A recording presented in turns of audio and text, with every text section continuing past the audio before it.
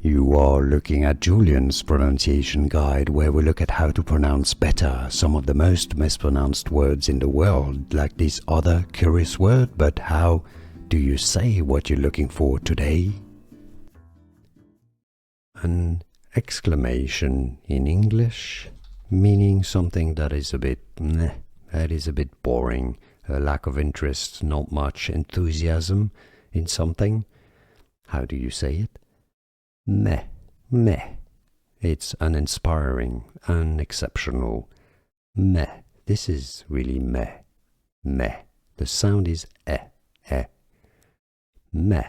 Oh, this thing is meh. This video is not meh. Here are more videos on how to pronounce more confusing words and names too many mispronounced. Like this video if you found it useful. I appreciate your support. I'll see you soon and thanks for watching.